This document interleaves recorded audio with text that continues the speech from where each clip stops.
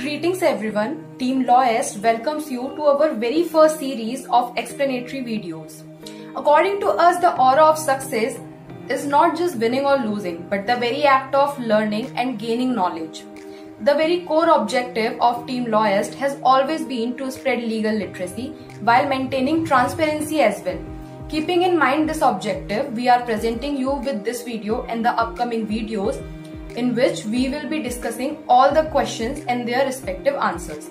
In this particular video, we will be evaluating and analyzing all the questions and their explanations from the Constitutional Law Quiz which was held on 20th September 2020.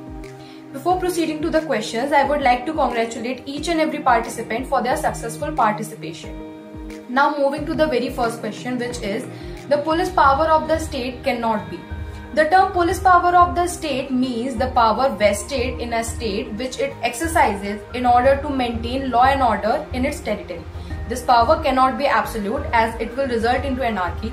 This power cannot be arbitrary as it will be against the spirit of a welfare state. And this power cannot be oppressive because we the people of India are the major concern of the state and it cannot put oppressive measures upon us. So the answer for this question is all of the above, option D. The next question is, which of the following can be used to interpret Articles 74 and 75 of the Indian Constitution? Article 74 mentions about Council of Ministers and Article 75 mentions about other provisions related to ministers. Both of these features were the unique features of British Constitution and were a role model. So we adopted these two things from the British Convention. So the correct answer for this question is option B, British Convention. The next question is the total number of ministers including the Prime Minister in the Council of Ministers shall not exceed dash of the total number of members of the House of the People. This is a very direct question as Article 75 Clause 1A says that total number of the ministers including Prime Minister in the Council of Ministers shall not exceed 15% of the total strength of the House of the People. So the correct answer for this question is 15%. The next question is the concept of DPSP is borrowed from. The answer for this question is Ireland. The next question is under Article 11 of the Constitution, the Parliament passed the Citizenship Amendment Act 2003 which provides the overseas citizenship to the people of Indian origin in. So this Amendment Act proposed a fourth schedule in this very act which mentions about those countries named with specified countries. These countries are total 16 in their number. So the correct answer for this question is option C, 16 specified countries. Next question is fundamental duties have been added to the Constitution by which of the following amendments? 42nd Amendment 1976 added 10 fundamental duties in the Constitution. So the correct answer for this question is option B, 42nd Amendment Act. However, one thing here to be noted is that originally there were 10 fundamental duties but now there are 11 and the 11th one was added by 86th Amendment 2002. The next question is Sarkaria Commission was set up to review. The correct answer for this question is the relation between the union and the states. Because this commission was set up by the government to look after the relations and give a report upon that how are the relations between union government and the state government.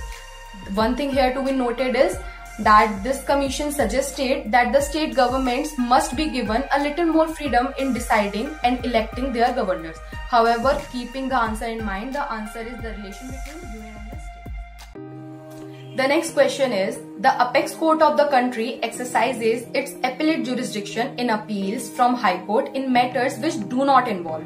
Here we have to focus specially on the term do not because the question is asking what are the matters in which the court cannot exercise.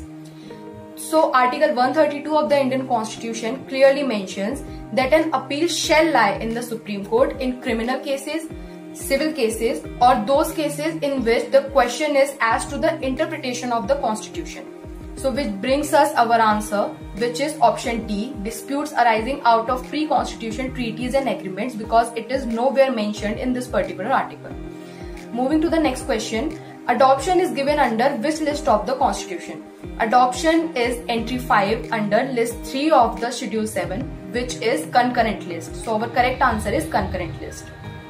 The next question is which writ is also known as supervisory writ? So the correct answer for this question is writ of certiorari, because the higher judicial authority exercises its supervisory jurisdiction when it issues this writ. The next question is in which of the following case law Supreme Court gave the verdict that the right to sleep is a fundamental right? In year 2012, a gathering was present in Ramlila Maidan, Delhi for a peaceful protest, and the police took some action over them in midnight hours. During the hearing of the case, the court criticized this action and held that right to sleep is a fundamental right, and at a time like midnight, every person has this particular right. So the answer for this question is in re Ramlila Maidan case 2012. The next question is in which of the following case law Supreme Court first held that right to know is implicit under Article 19 Clause 1 Subclause A.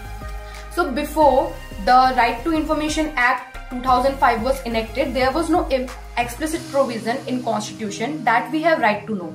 But courts time to time pronounced that this right is somewhere hidden under right to freedom of speech and expression. So the question is asking about the very first case law in which the court held this, and that case was Bennett Coleman and Company versus Union of India, which is mentioned nowhere in the options. So the answer for this question is none of these. The next question is reservation in public employment and educational institutions is. So Article 15 mentions reservation in educational institutions and Article 16 mentions about reservation in public employment. Both of these provisions are enabling provisions and these do not mandate that the government should make reservation provisions. So reservation is not a legal right, not a constitutional right, not a fundamental right. It is just mere discretion of the government. So the correct answer for this question is option D. The next question is in the law of writs, which article of the Indian Constitution has wider jurisdiction? When we look from the broader perspective, we usually think that Article 32 is having wider jurisdiction than Article 226 because Article 32 mentions about Supreme Court. But this fact is wrong because Supreme Court under Article 32 can exercise its writ jurisdiction only in the matters of fundamental rights. But High Courts can exercise their writ jurisdiction in the matters of fundamental rights and for any other purposes also. So this term any other purposes widens the jurisdiction of High Court, which brings us our answer option D. The next question is which doctrine becomes applicable when a legislature seeks to do something in an indirect manner when it cannot do it directly? We apply the doctrine of colorable legislation when we see that a particular law has been enacted which is said to do something but does something else in actual reality.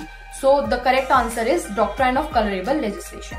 The next question is what was the ratio of judges while delivering the landmark judgment in the case of Joseph Schein versus Union of India in the Honorable Supreme Court?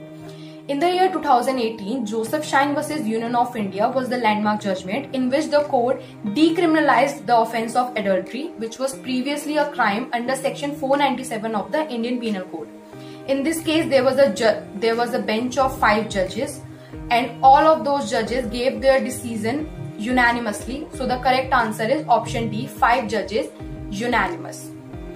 The next question is which bill needs the certificate of the Speaker of the House of the People?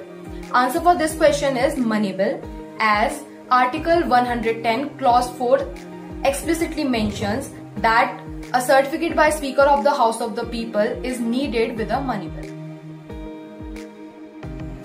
The next question is which court has appropriate jurisdiction over any ceiling of urban property? This is the ordinary law of land. That specific law prevails over generic law. We can say that jurisdiction over this particular subject can be given to all the courts mentioned above, but specifically when we see Article 323B of the Constitution mentions that tribunals have been given specific jurisdiction over this subject. So the answer is option C. The next question is under Indian Constitution, provision for a central university is given for which state? Article 371E mentions that Parliament may by law provide for a central university in the state of Andhra Pradesh. So the option C is the correct answer. The next question is which of the following is called mini constitution? The term mini constitution is nowhere mentioned in the Constitution. However, we call 42nd Amendment mini constitution because this amendment changed the constitution drastically and amended many of the provisions. It introduced a lot of things, so we call it a mini constitution. The next question is, which of the following articles cannot be null during the national emergency? As we know that fundamental rights are suspended during national emergency, but after the 44th Amendment 1978, a very significant change has been made to Article 359, due to which Article 20 and Article 21 cannot be taken away even in the state of emergency. The next question is, in India, to amend the election process of Governor of State Y, Bill X was tabled before the Honorable Parliament having a total of 270 members. How many votes are required to pass Bill X in the Parliament? The question is a bit tricky, but if we look at Article 368, we can easily get the answer. Article 368 mentions that there are three procedures for amendment: by simple majority, by special majority, and by special majority plus ratification by states. When we look at this particular subject, which is to amend the election process of governor, this is done by special majority, and special majority means 2/3 of the total members, which is 180 members. So the correct option is option D. The next question is, what shall be the seat of the Honorable Supreme Court as mentioned in the Indian Constitution?